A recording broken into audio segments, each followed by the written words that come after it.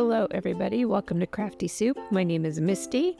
I'm here with another of my Mystery Box Monday videos for you, and I am running low on my box, so we'll see how much longer this series lasts. At any rate, this time around we are going to be doing a Halloween card focusing on some stenciling with glitter glue. We're going to do a couple of watercolor techniques, and then I will show you a quick fix in case your watercolor needs some repairs. All right, we are ready to get started with my box. It is really running low in there. I can feel a few more items, so I probably have 2 more months or so to go.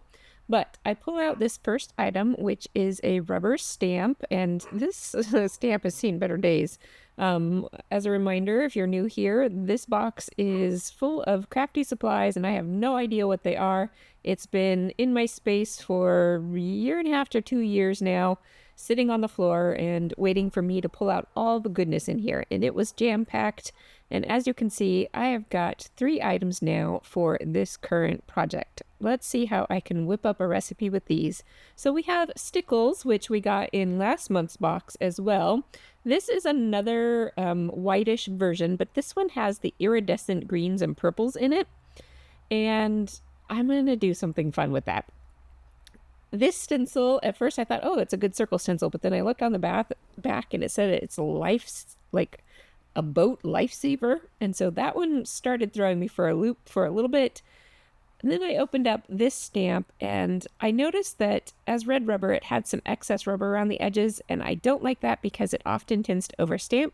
So I trimmed that down, and as I was looking at it, I realized it's a pretty gothic looking pattern, which is perfect for October. So we are going to do a Halloween card and use lots of fun techniques with embossing and that glitter glue, the stickles, some stenciling, some watercoloring. So I hope you will stick around for all of these techniques going on here. And we're going to do all of this on top of black paper. I have done several black paper technique videos lately, so I will put some links down for you down below and up in the corner. Here is my Halloween stamp. I'm going to use this. It's a really old Stampin' Up! Stamp set, but I'm using this one because the icons are small, and that's going to matter for the technique down the road.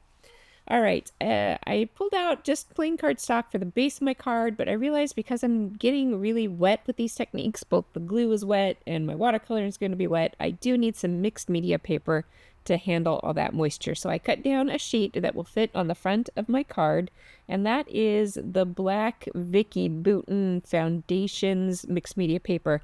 I hear black has been discontinued. I'm still seeing it around in shops. So if you like what you're seeing here, you might want to go ahead and grab some now. I know scrapbook.com is carrying black in a smaller, like a 6x8 size, I think. I haven't tried their mixed media paper, but I'm thinking it's pretty similar. So again, if you like these techniques on black, you might want to grab some of the Vicky Bouton before it's gone if you like her stuff, or if you want to try the scrapbook.com stuff, that should be around for a while. All right, glitter glue through a stencils. While this is the Stickle brand, you can do this with any glitter glue or Nuvo drops, anything like that.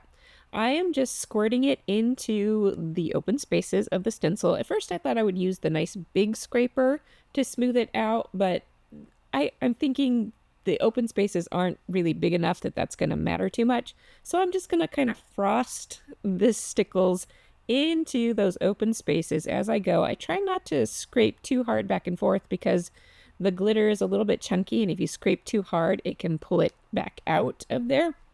So I'm using a light touch and just kind of evenly spreading it. And then I realized I want to put this back in my tube. Stickles are not easy to open, so I did that off camera. You can see my pliers sitting there on my desk. I kind of popped open the nozzle of the stickles and put the rest of the glue back in there. Do I need to do that? No. Do I hate wasting product? Yes.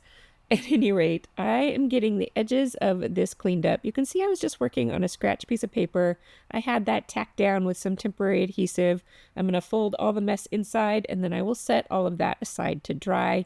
I'm sure to clean up my stencil and my tools right away because that stuff will turn into cement on your tools, and you want to get it clean. So hopefully you got a peek at that gorgeous sparkle going on there, and that green is showing up a lot on the black, and that's going to be great for a Halloween ghostly mood, although we're going to mix up the colors a little bit more as we go. All right, the next thing I want to do is to use that red rubber stamp. It is a bit of a distressed pattern, and so I'm not too worried about getting this perfect. I am going to stamp a background onto the other half of this black mixed media paper. Now, I kind of skipped talking about it, but I did tear that one card front panel in half, and I'm doing each of these techniques on each half. And that's just going to give me some more options when I assemble the card later. You'll see why I did that. All right, I am using my Versamark embossing ink, my favorite watercolor ink, and here I'm just explaining that I'm not going to worry about lining it up too well. I'm just going to go for it, get it stamped down nicely. Red rubber stamps do pretty good. You don't need a lot of extra help with them, so especially when you're using an embossing ink, it's usually pretty good right away. I don't feel the need for stamp positioners or anything like that. All right, I am going to emboss this with clear embossing powder. You could emboss it with black, but you want the color to stay the color of the cardstock for this technique.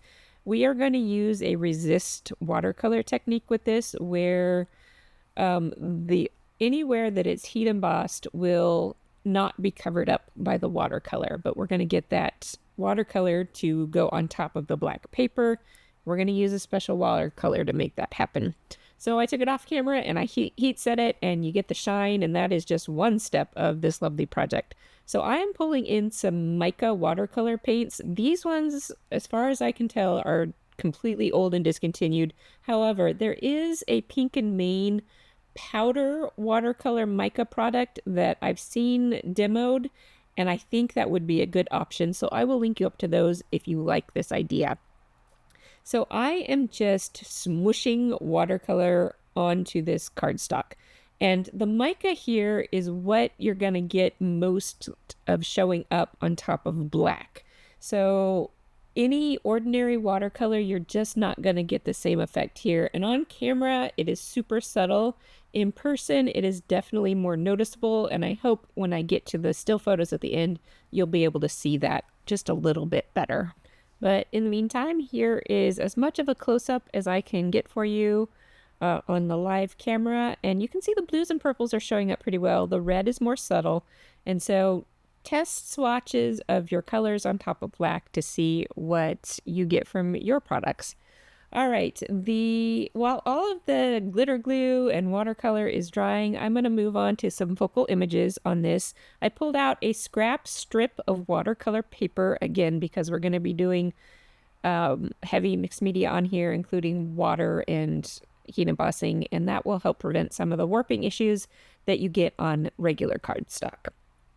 All right, because this is a bumpy called cold press watercolor paper, I did use a stamping mat underneath me just to get a better impression. What I realized after I put my embossing powder on there is that I forgot to use my anti-static tool to prevent that powder from sticking everywhere, and I had to pull out my little fine point paintbrush to kind of brush away the excess powder. All right, we are going to add very subtle watercolor to these pieces, and as I was working on my color selection, I had pulled out purples and blues and reds to be kind of sunsetty, night sky, spooky colors. And then now that I have my icons out here, I wanted a few more colors, orange and yellow. And then later you'll see me pull in some more color, and we end up going in a brighter color direction than I intended, but I'm liking everything, so it's good. All right, I'm going to do this one in real time and show you this technique. I am taking up just a bit of paint on my paintbrush, and I am painting over that embossed image. So anywhere that there's open space will absorb the watercolor, and anywhere that there's embossing will stay the color of the embossing, which is why I used black embossing powder on this part, because I want the color to be brighter on top of the white paper, but have that black still blend in with the rest of the card. So my first layer here is a little darker than I want, so I'm going to bring in my towel, which I always have next to me when I'm watercoloring, and I'm just going to dry off my brush and kind of absorb up the extra of that color so that it is not so dark. And then I'm going to spread it out just a little bit more, and just having a slightly damp brush will naturally just kind of spread the color. So I'm going for a very light halo of color around this pumpkin, and I'm working all the edges, and I'm not completely covering the background. I still want some of that white to show through, because the variation in color is what is interesting, I think, about watercolor. Okay, now my paper is still a tiny bit moist from the first layer, and this is what's going to help this next step. I am just going to stipple in the heavier pigmented watercolor on top of that moist paper. And what's going to happen is that the moisture is going to start wicking the pigment out into the larger area. But I'm using a small amount of pigment, and it is not super wet, so it's going to really control how much that extra pigment wicks out, and we're going to get a darker halo on top of a lighter halo. So we're going to have this two-tone halo going on. I'm going to give you a closer view of this again in a minute, and we'll walk through all this a little bit faster one more time in case this is a new technique for you. But first, let's take a little bit of a close-up look so you can see those two separate halos happening around this image, and that is exactly what I'm going for.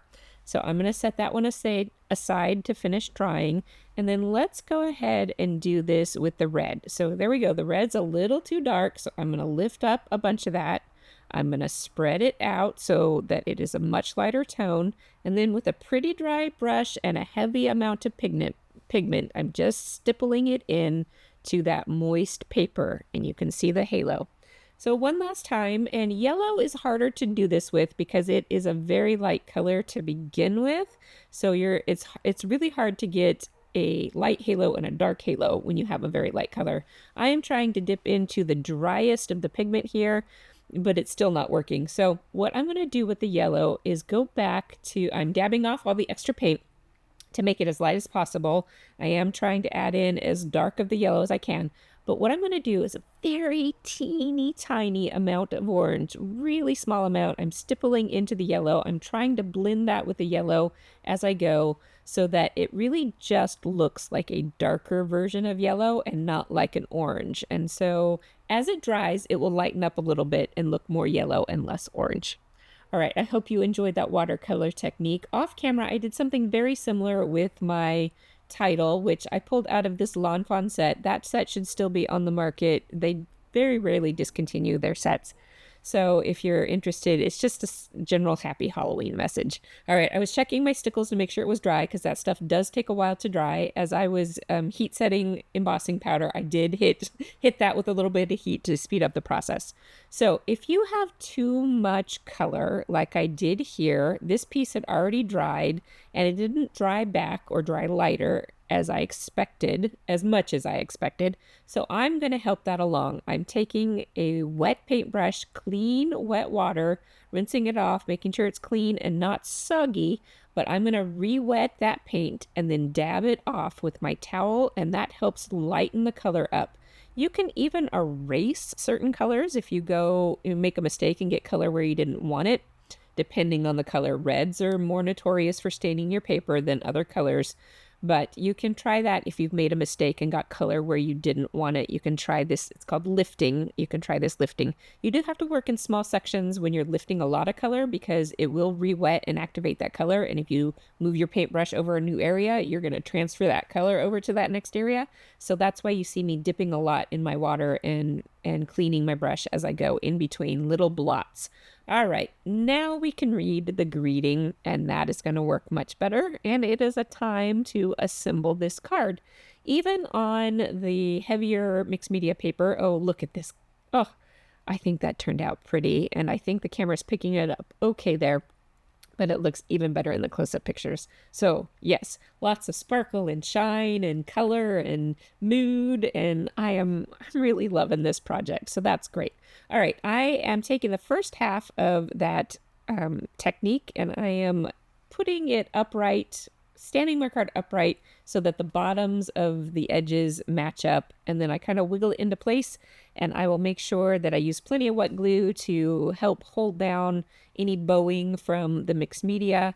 This one I am kind of correcting some of that bowing before I get to working on attaching it. Now I'm going to pop this piece up, which is why I tore this piece in half. Well, one of two reasons why I tore it in half in the beginning. One, so that I could do separate techniques on both halves, and two, so that it's going to give me more dimension on the second half of my card. So it's definitely offsetting those techniques, both in the difference of the techniques, but with the dimension of this second piece of paper also. So I liked having that. All right, and now I've got that rainbow title going. I didn't intend for this card to be rainbow, but I realized I had green in my glitter glue, so that when I was putting my colors on there, the blues and yellows next to each other naturally make green, so I just went with it and let this end up being a little bit of a rainbow, even though it starts with kind of red and purple as we move through the rainbow. I am popping up my little icons with a bit more foam adhesive. I ran out of black foam adhesive because I used it on that base as very last remnants of black foam tape that I had. Will I buy more? Probably not, because I really have had that for a long time without using it. So I'm just going to make do with white in the future. And here you can see adding plenty of liquid glue to all the areas so that it will stick over the mixed media and give me a little bit of wiggle room as I decide ever so slowly where I want the perfect placement for this title to be. Does it really matter? No. Was I getting nitpicky about it anyway? Yes. All right, that wraps up this Mystery Box Monday, and this was fun. Oh boy, this was fun. Even though that life preserver stencil kind of started throwing me for a loop, I'm using it as a grounding for some circular elements, and I think I've pulled it all together. So here we go with the close-ups. I hope you can see more of how that watercolor looks on top of the black paper and being resisted by that heat embossing, as well as the lovely greens we get from the stickles. Okay, I will be back, I think, one more time this week with another crafty video for you. So until then, I hope you have an artful day.